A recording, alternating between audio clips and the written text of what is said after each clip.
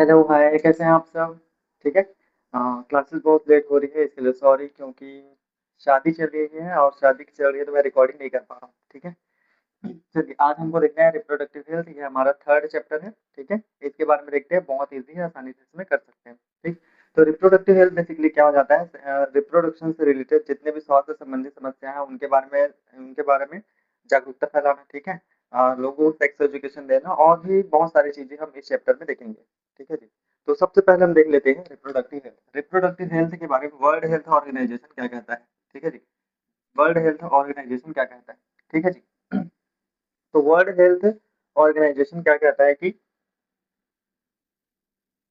Total well being. ठीक है। World health organisation कहता है टोटल वेल बीइंग इन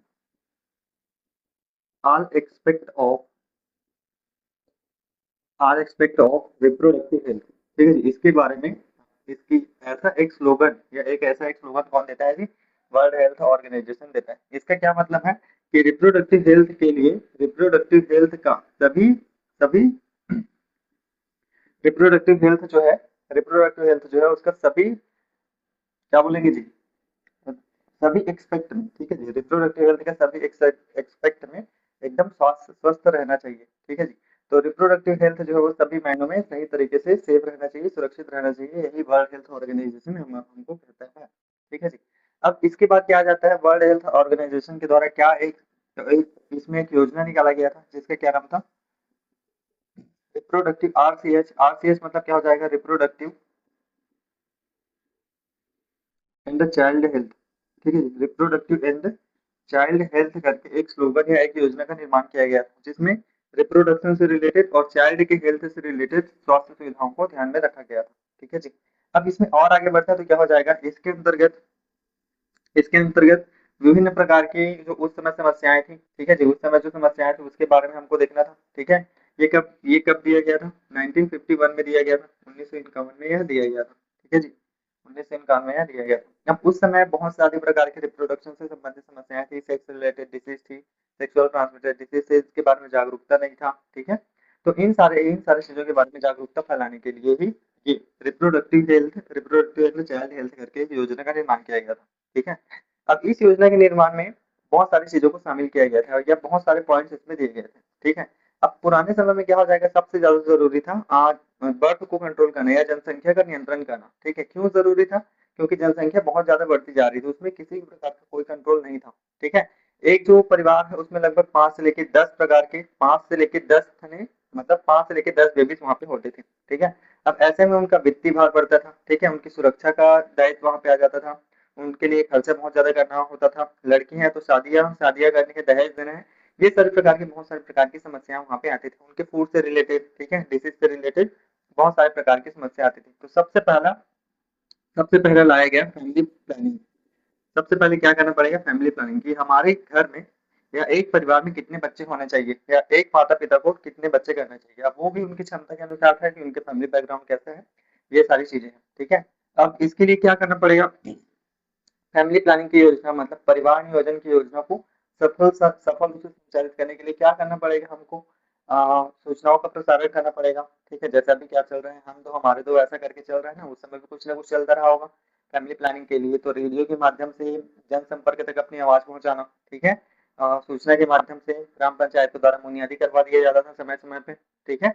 और क्या कर सकते हैं? और समाचार पत्र पे भी इसका प्रकाशन किया जा सकता था। जो भी हेल्थ सेक्टर में काम कर रहे हैं उनके द्वारा भी सूचनाएं दी जा सकती थी। ठीक है। डॉक्टर के द्वारा परामर्श लिया जा सकता था। ठीक है। तो इस तरीके से सबसे पहले क्या किया गया? फैमिली प्लानिंग प्रोग्राम किया गया। ठीक है। और ये याद रखेंगे 1971 में सबसे पहले फैमिली प्लानिंग प्रोग्राम इंडिया में लाया गया था। ठीक है जी। सबसे पहले planning family planning programme India में लाया गया था। ठीक है जी। अब इसके बाद क्या आ जाएगा? Reproductive health. ठीक है जी। रिप्रोडक्टिव हेल्थ प्रजनन स्वास्थ्य के बारे में जानकारी दिया गया। ठीक है जी। रिप्रोडक्टिव हेल्थ के बारे में जानकारी दिया गया। ठीक है। और क्या कर सकते हैं? सेक्सुअल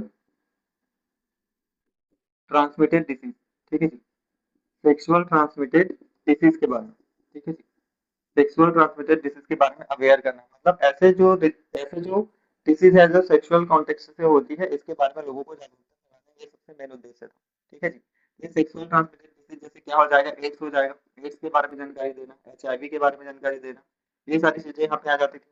ठीक है। इसके अलावा क्या करेंगे जी, सेक्स एजुकेशन देंगे ना, सेक्स एजुकेशन देंगे यहाँ पे, ठीक है। स्कूल में सेक्स एजुकेशन देना ये भी बहुत ज्यादा जरूरी है। और क्या पॉइंट दिया गया यहाँ पे, और एक पॉइंट दिया गया कि mother health, mother and the child health, ठीक है जी, mother and the child health, ठीक, mother and the child health के बारे में बताया गया, ठीक है। मदर एंड चाइल्ड हेल्थ क्या हो जाता है, देखिए पुराने समय में क्या होता था, जो प्रेगनेंसी के बाद जो भी बच्चा बाहर लाने का प्रोसेस होता था, उसको कौन करता था, दाई करती थी, दाई, ठीक है। अब दाई को एक्सपीरियंस है उस चीज को करने के लिए, ठीक है, लेकिन क्या हो जाता है कई बार इनकी 100% जिम्मेदारियां नहीं होती है, ठीक है। कभी कुछ गलती वैसे किसी कारण से बच्चा सही रूप से बाहर नहीं आ पाया, बच्चे का लॉस हो गया, ठीक है, या मदर का लॉस हो गया, ठीक है, इसको क्या बोला जाता है, मोर्टेलिटी रेट बोला जाता है, ठीक है। चाइल्ड मोर्टेलिटी रेट मतलब शिशु मृत्यु दर, ठीक है, और मदर मोर्टेलिटी रेट मतलब माता की मृत्यु दर। ऐसे में क्या हो जाता था, नॉलेज के अभाव में या किसी अन्य प्रकार की गड़बड़ी हो जाने की वजह से शिशु और माता दोनों पे खतरा होता था, ठीक है। तो इसको दूर करने के लिए mother in the child health करके एक प्रोग्राम चालू किया गया था, ठीक है जी। इसके अलावा मिसयूज ऑफ इम्यूनोसिंथेसिस, मिसयूज, ठीक है, मिसयूज इम्यूनोसिंथेसिस, ये आगे बढ़ेंगे, इम्यूनोसिंथेसिस क्या होता है, ठीक है जी। मिसयूज ऑफ इम्यूनोसिंथेसिस, ठीक है जी। इम्यूनोसिंथेसिस एक टेक्निक होता है जिसके द्वारा जेनेटिक डिसऑर्डर और सेक्स जो बेबी है उसके सेक्स को डिटरमाइन किया जाता है, ठीक है। तो इम्यूनोसिंथेसिस का मिसयूज किया जाने लगा, ठीक है। तो ये रिप्रोडक्टिव एंड चाइल्ड हेल्थ में बहुत सारे प्रकार के क्या दिए गए थे जी, बहुत सारे प्रकार के क्या दिए गए थे, पॉइंट दिए गए थे, जिसमें पहला पॉइंट था फैमिली प्लानिंग, दूसरा पॉइंट था रिप्रोडक्टिव हेल्थ, तीसरा पॉइंट था सेक्सुअल ट्रांसमिटेड डिजीज के बारे में अवेयर कराना, ठीक है, फिर सेक्स एजुकेशन देना, मदर एंड चाइल्ड हेल्थ को देखना, फिर मिसयूज ऑफ इम्यूनोसिंथेसिस, ये सारी चीजों को देखना, ठीक है।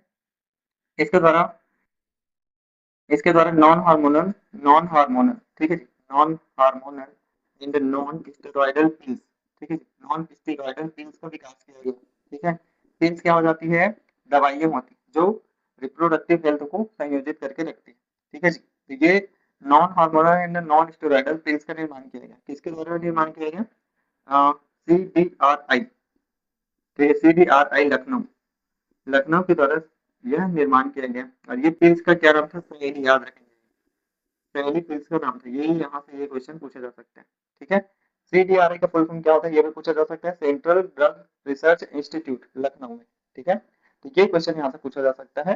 ये सबसे पहले भारत में डिस्कवर किया गया था, ठीक है जी, ये भी सबसे पहले भारत में डिस्कवर किया गया था, ठीक है। फैमिली प्लानिंग प्रोग्राम कब लाया गया था, 1971 में लाया गया था। रिप्रोडक्टिव चाइल्ड हेल्थ की जो योजना थी वो कब लाई गई थी, 1951 में लाई गई थी, ठीक है। तो फैमिली प्लानिंग वही है, फैमिली प्लानिंग वही है, क्या है जी, परिवार नियोजन कार्यक्रम, ठीक है जी। परिवार नियोजन मतलब परिवार को कैसे संभाल के रखना है, हमने देख लिया। अभी क्या चलता है, हम लोग हमारे दो बच्चे, दो ही अच्छे, इस तरीके से कुछ स्लोगन चल रहे हैं ना, ठीक है। तो ये सारी चीजें थी जो किसके बारे में बता रही थी, रिप्रोडक्टिव एंड चाइल्ड हेल्थ के बारे में बता रही थी, ठीक है। इसके अलावा इसका मुख्य उद्देश्य क्या था, फिजिकल बिहेवियर, मेंटल बिहेवियर और सोशल बिहेवियर को कंट्रोल करना है, ठीक है। कि इसके लिए रिप्रोडक्टिव हेल्थ के लिए या सेक्स एजुकेशन के लिए समाज का बिहेवियर क्या है उसको चेंज करना है, ये भी इसका मुख्य उद्देश्य था, ठीक है जी। इसके अलावा और क्या किया गया था, बहुत सारे प्रकार के नियम बनाए थे, ठीक है, बहुत सारे प्रकार के नियम बनाए थे। जैसे फैमिली प्लानिंग तो हो गया, फैमिली प्लानिंग हो गया, ठीक है, बर्थ को कंट्रोल करना, ठीक है, ज्यादा बच्चे नहीं रखने, ठीक है, बाल विवाह को खत्म करना, ठीक है, 18 वर्ष की आयु और जो फीमेल के लिए और मेल के लिए 21 ईयर्स की आयु को क्या किया गया, निश्चित रूप से लागू किया गया, ठीक है, निश्चित रूप से लागू किया गया, ठीक, ठीक है। इसके अलावा इसके अलावा क्या करेंगे, सेक्स रिलेटेड जो क्राइम होता था, ठीक है, सेक्स रिलेटेड जो क्राइम होता था जैसे रेप हो गया या वगैरह वगैरह हो गया, इसके लिए बहुत ज्यादा कड़ाई से नियमों का पालन किया गया, ठीक है जी। तो ये क्या हो गया हमारा, रिप्रोडक्टिव हेल्थ से संबंधित वर्ल्ड हेल्थ ऑर्गेनाइजेशन ने क्या कहा था, ठीक है। Reproductive reproduction and child health जो था 1951 में लाया गया था, उसके बहुत सारे पॉइंट थे, इसके बारे में हमको बताया गया।